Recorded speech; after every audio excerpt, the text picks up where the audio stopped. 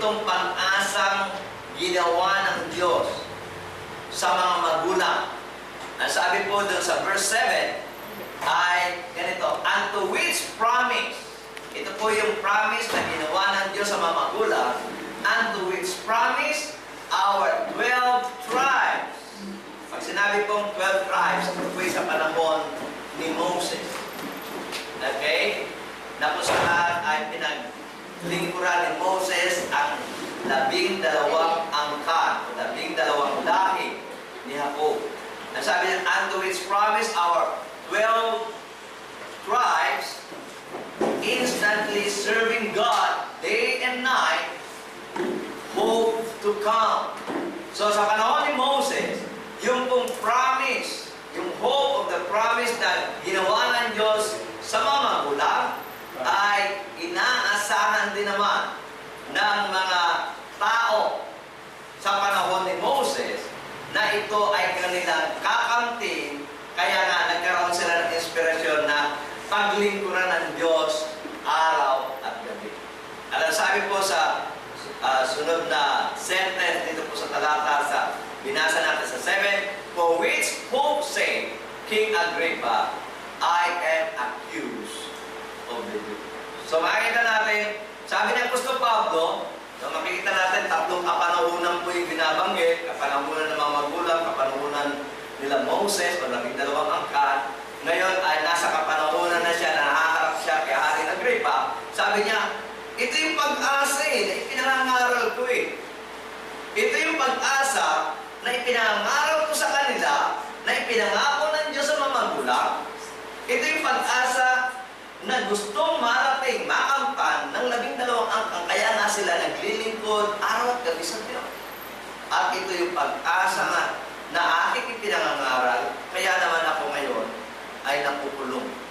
Dahil sa pangangaral ni Apostol Pablo, dito sa pag-asang ito, siya po ay nakukulong. Ano po yung pag-asang tinutukoy ni Apostol Pablo? Ang sabi niya po, pag-asa na ipinangako sa mga magulang na gustong makamtan ng 12 angkan at naging dahilan kung bakit siya nakulong. Ang sabi niya nga po, nagtanong po siya doon sa verse 8, ang sabi niya, why should it be thought and incredible with you that God should raise the dead? So makikita natin, itong pag-asa tinutukoy ng Apostol Pablo na ginawa sa mga magulang, pag-asa na gustong makamtan ng 12 angkan, ay may kinalaman sa pagkabuhay na magiging ng mga patay. Pag-asa sa resurreksyon. Ang sabi po sa Tagalog, bakit inaakala ninyong ito'y hindi mapapaniwalaan? Bakit imposibleng tanggapin ang katotohanan ito? Bakit walang naniniwala sa pag-asang ito na ipinangako ng Diyos? Bakit walang naniniwala na ang Diyos ay may kapangyarihang buhayin muli ang mga patay? Okay? Tingnan po natin sa chart para makita po natin. Lagyan natin ang timeline. Okay? Ito po sa ating pong monitor.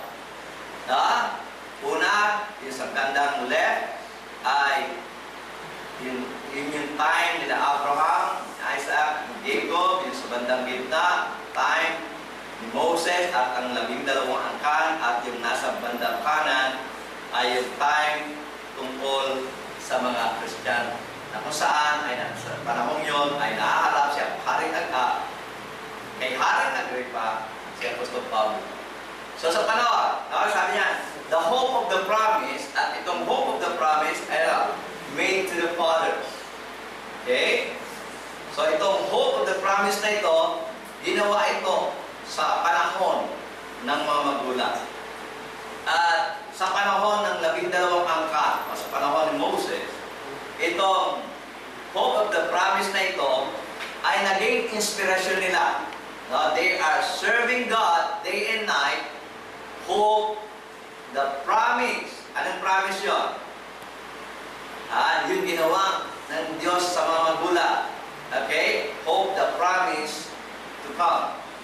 Naglilingkod sila araw at gabi. Gusto nilang makauntan yung promise, yung pag-asa na ipinangako ng Diyos sa mga magulang. At ito nga ang dahilan kung bakit nakaharap ngayon si Apostol Pablo kay Haring Agrippa upang siya ay ilagay sa paghukom.